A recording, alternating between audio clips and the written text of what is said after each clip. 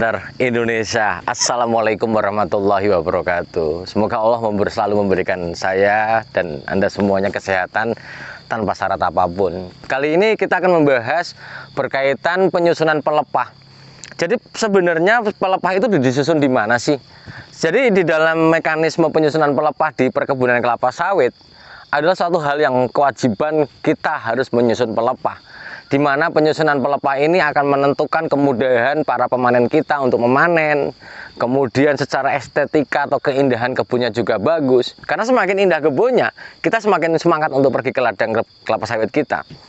Oleh sebab itu kita akan membahas 3 alternatif. Jadi alternatif yang paling umum dilakukan pada saat ini adalah menata pelepah di gawangan mati. Ada yang mekanismenya bahwa pelepah itu dipotong menjadi 3, ada yang tidak dipotong, ada yang dipotong menjadi 2. Terserah apapun itu, yang penting adalah ditata gawangan mati adalah sebuah alternatif yang nomor 1. Jadi mengenai, karena salah satu hal yang wajib dipahami oleh para planter dan para petani semuanya, penataan pelepah juga butuh waktu. Ketika memotong pelepah menjadi 2 bagian, 3 bagian, maka harus diperhitungkan waktunya juga. Kecuali ini adalah ladang pribadi atau bapak ibu semuanya adalah petani sawit mandiri, mau dipotong jadi 2 lebih bagus sehingga jadi memudah merapikannya. Dengan menggunakan pelepah ditata di gawangan mati, kita berharap bahwa gawangan mati menjadi tempat menempatkan pelepah yang ke depannya bisa menjadikan bahwa daerah tersebut adalah tetap lembab. Ketika dia tetap lembab, maka dia akan menjadi sebuah tujuan utama dari akar serap. Jadi begitu kita buka adalah berada di situ banyak akar serapnya. Ketika jadi disusun di gawangan mati, ukurannya berapa? Bahwa ukuran maksimum adalah 2 meter. Di mana ukuran ini masih memberikan space ataupun ruangan antara tanaman ini terhadap gawangan mati, bahwa tanaman ini masih memiliki piringan yang bagus sehingga dia mau dipupuk mudah ketika pemanenan, tidak sebagai tempat kehilangan dari brondolan yang dipanen. Dan kita juga berhak untuk memberikan sebuah sanksi kepada para pemanen ketika hal ini tetap tidak dikutip. Tapi kalau misalnya pelepah berserakan di sini, brondolan ada, maka mungkin para pemanen kita akan menjawab, walau piringannya semua banyak pelepah yang berserakan dan sebagainya. Yang mana bahwa itu adalah bukan tanggung jawab dari seorang pemanen itu sendiri, kecuali menggunakan mekanisme panen terintegrasi, di mana panen sekaligus memotong pelepah, merapikan pelepah, dan menata di gawangan mati. Kemudian alternatif yang kedua adalah bahwa pelepah itu dipotong menjadi 3 bagian, di mana menjadi 3 bagian ini ditata menggunakan letter U 1, 2, 3 dan memberikan pembukaan di pasar pikulnya. Hal ini banyak dilakukan oleh para petani, di mana bahwa memiliki konsep semakin banyak disusun pelepah menggunakan letter U, maka kelembaban akan semakin bagus, sekaligus untuk menahan laju aliran permukaan ketika hujan turun. Hal ini penting, akan berkorelasi dengan sistem pemupukan.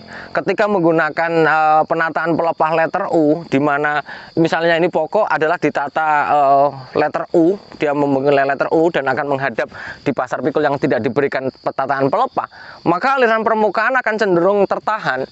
Jadi begitu kita memupuk urea ataupun KCL ataupun kisrit yang bersenyawa garam, maka aliran permukaan dengan kemudahan mereka untuk larut, maka masih bisa tertahan dengan adanya pelepah-pelepah yang disusun menggunakan letter U ini.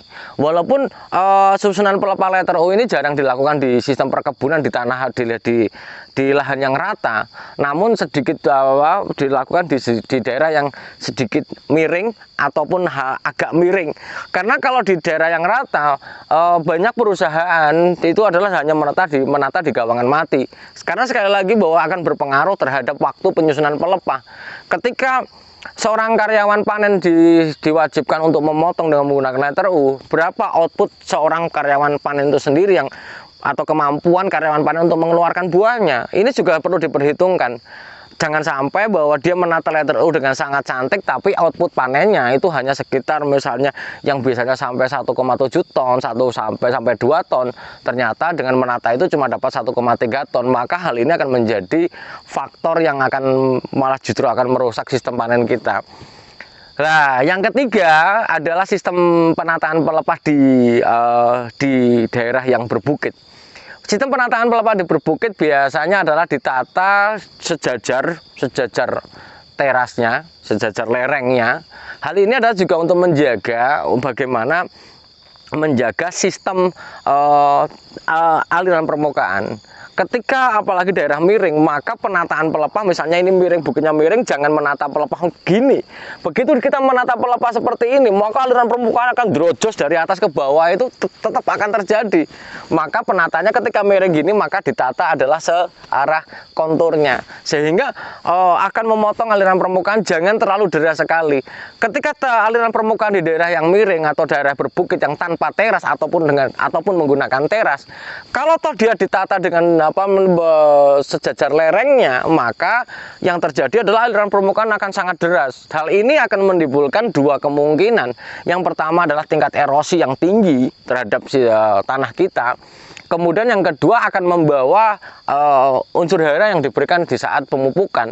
Maka alternatif ini perlu diperhatikan supaya jangan sampai bahwa kita menata pelepah justru tidak membantu dari mekanisme pemupukan untuk menahan laju aliran permukaan.